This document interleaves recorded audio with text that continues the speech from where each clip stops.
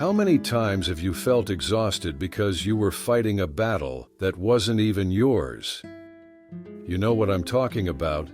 Spending your energy on arguments that don't even matter, losing sleep over things you can't control, or even getting into heated debates on social media with people you don't even know. It's like we're using up our strength on things that won't change our lives, just to prove a point to someone who doesn't even know our name.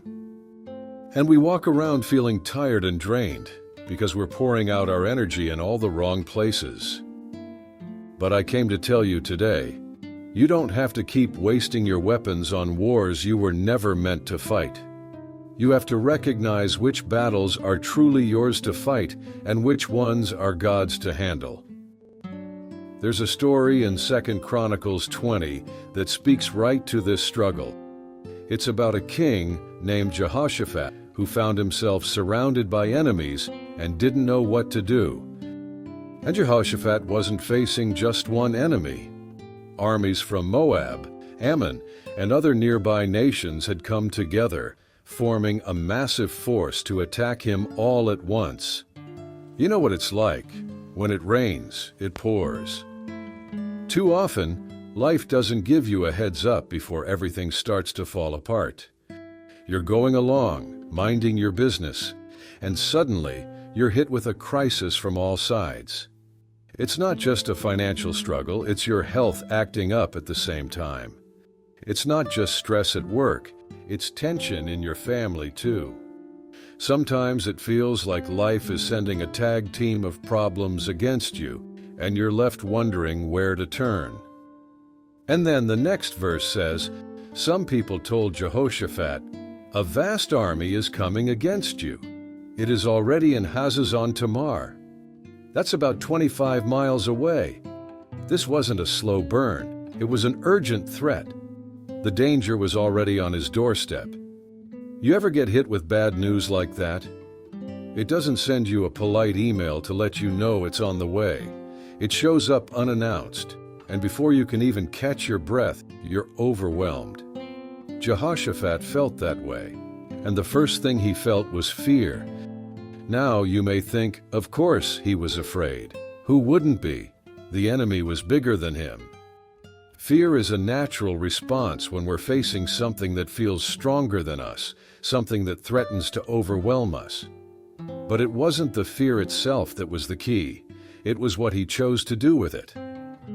Instead of letting the fear take over, Jehoshaphat made a decision. He prayed. He didn't let panic drive him. He let God guide him. How many times do we let our fear dictate our actions?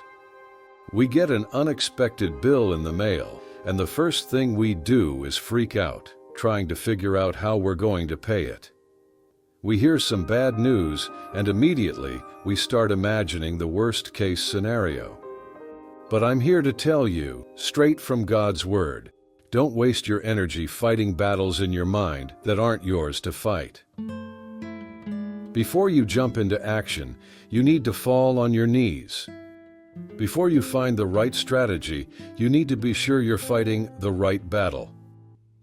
And when we read the King's Prayer, it's a desperate, honest cry to God and a true lesson in how to make a request before the Lord. Jehoshaphat didn't start by listing his problems. He started by declaring who God is. He reminded himself that God rules over all things and has power over every situation. It was like he was saying, before I tell you how big my problem is, let me remind myself how great my God is. That's a lesson for us today. When you're facing a crisis, don't start with the size of your challenge. Start with the size of your God. And as he prayed, Jehoshaphat did something else that we often forget to do. He remembered what God had done in the past. He began to recount how God had delivered them before, how God had kept his promises. Sometimes, in the middle of a battle, you have to remind yourself that this isn't the first time you've faced something you couldn't handle, and it's not the first time God has shown up. If God was faithful back then, What makes you think he won't be faithful now? Then Jehoshaphat got real. He didn't pretend to have all the answers.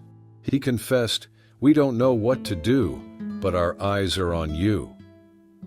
That's where breakthrough starts. Not when you've got it all figured out, but when you admit your need for God. It's okay to acknowledge that you don't have all the answers, that you're overwhelmed, that you're outmatched. Because when you run out of strength, that's when God steps in with His. After Jehoshaphat's prayer, God didn't stay silent. The Spirit of the Lord came upon Jahaziel, one of the king's trusted men, and right there God delivered a message that would change everything. Do not be afraid or discouraged because of this vast army, for the battle is not yours, but God's. Can you imagine what it must have felt like to hear those words? I mean, Jehoshaphat was surrounded, with enemies closing in from every side. And then God shows up and simply says, "This isn't your fight." Some battles are meant to be handed over to God. Not every struggle requires your involvement. There are some situations where God is saying, "Step aside and let me handle it." But you're trying to fix everything, answering every critic, carrying burdens that were never meant for you. You've forgotten, it's not your fight. God didn't call you to exhaust yourself trying to solve problems that only He can solve. He didn't tell you to carry weight that only He can lift. The battle belongs to the Lord. And God didn't just tell Jehoshaphat to back down, He gave him a strategy for victory. He said, "You will not have to fight this battle. Take up your positions, stand firm, and see the deliverance the Lord will give you." Did you catch that? God didn't say sit back and do nothing. He said take up your position. Sometimes that's the hardest thing to do in a battle, to stand firm when everything in you wants to run, to hide, to give up. But God is saying, hold your ground. This is not your fight. Watch what I'm about to do. It's not about sitting back and waiting for a miracle to drop from the sky. It's about standing firm in your faith and trusting that God's already gone ahead of you. That's the kind of faith that moves mountains. Stop swinging your sword at battles God never called you to fight. You're not supposed to fix every situation or solve every problem. Your job is to let go, to trust, to stand firm, and to watch God bring the victory. When you hand the battle over to God, you're not losing control. You're finally giving control to the one who's never lost a battle. So, what are you fighting that you need to release? What struggles have you taken on that God never asked you to carry? It's time to let go of battles that were never yours in the first place. Let your faith be stronger than your fear, and let your surrender be the key to your victory. Because when you hand the battle over to God, you're not stepping back in defeat. You're stepping into the freedom that only He can give. Trust that the one who's never lost a battle will never lose yours.